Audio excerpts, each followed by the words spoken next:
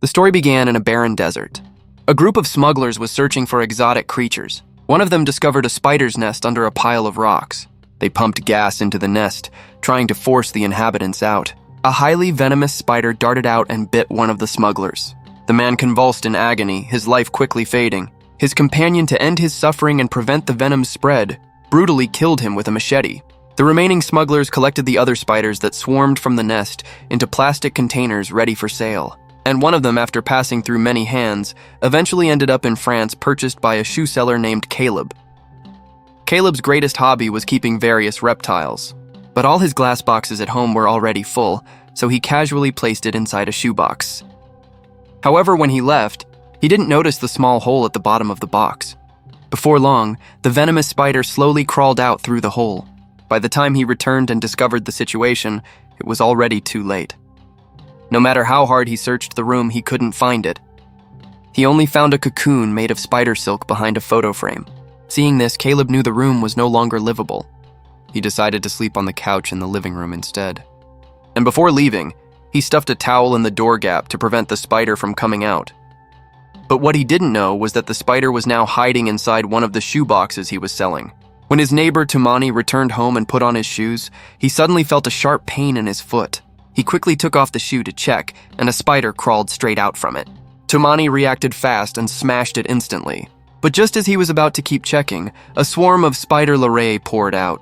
Soon his body was covered in pus and he died from the venom. The next day, neighbors noticed the man's dog barking frantically and no one answered the phone.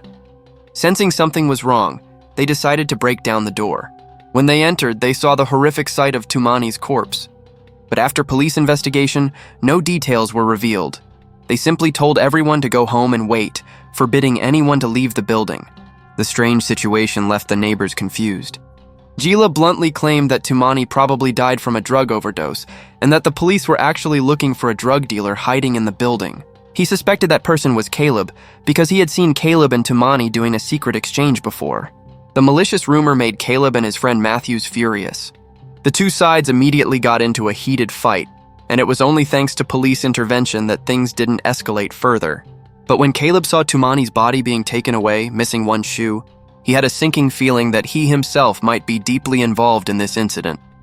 On the other side, the cleaning lady was cleaning the restroom when she noticed a lot of fresh spider webs mysteriously appearing on the ceiling. She immediately went to grab 2 cans of insecticide. She had no idea that a spider had crawled through the vent window into the next room, which was already overrun with spiders. In fact, spiders had begun appearing in every corner of the apartment, but the residents still hadn't realized the danger. A girl named Laya found that the cover of the air vent had mysteriously fallen to the floor. When she put it back in place, she didn't know the duct inside was crawling with spiders. The next second, Laya was startled by a spider hiding in a towel. Thanks to her quick reaction, she avoided being bitten. She told her boyfriend Jordy to kill the spider right away. Since Jordy was also a reptile enthusiast, he grabbed a glass cup, intending to catch the big spider alive. Unfortunately, his technique wasn't great. Under Laya's impatient urging, Jordy had no choice but to stomp the spider to death. But when he lifted the towel, he was shocked by what he saw. Underneath it was a mass of tiny spiders. Afraid they would scatter, they decided to seal the bathroom door with tape. By this point, Caleb finally realized the culprit was probably the desert venomous spider he had bought earlier. The cocoon inside the shoebox had already hatched into many baby spiders. While the cleaning lady was tidying the hallway, she discovered the corpse of a spider. It was the largest one she had ever seen. Puzzled, she then noticed the police secretly locking the apartment's main door. Her instincts told her that something was definitely wrong.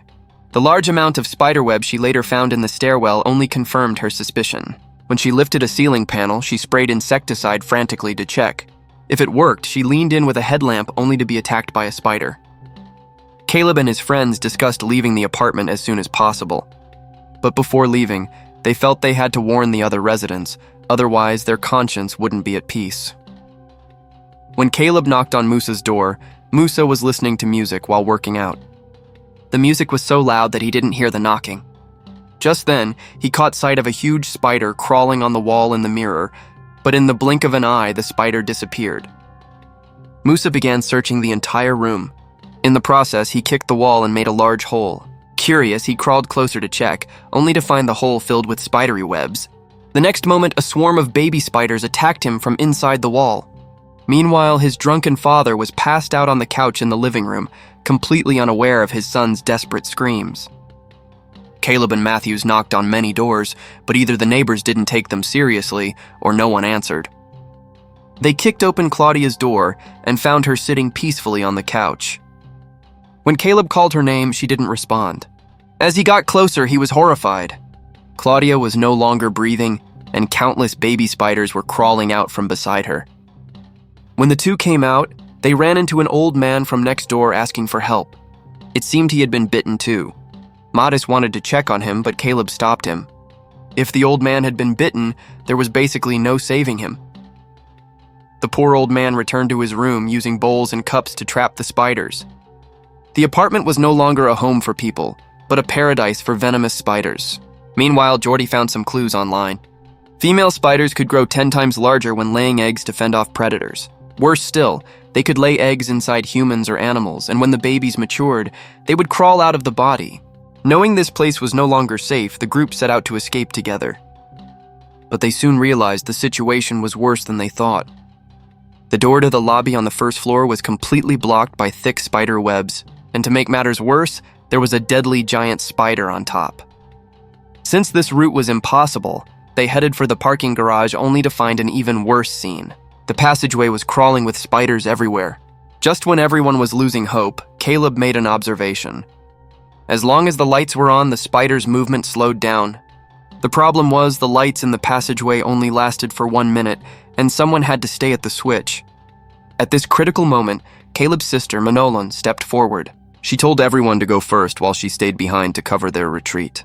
The group carefully made their way through the passage. When Manon faced danger, she cleverly lit a lighter and turned the situation around.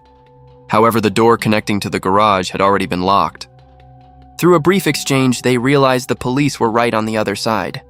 Caleb begged the officers to open the door and let them out, but they coldly refused.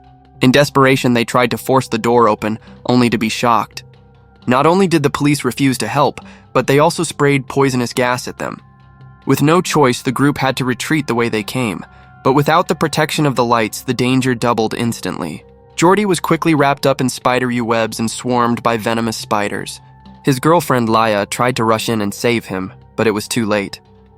The others pulled her back immediately. They ducked into a maintenance room.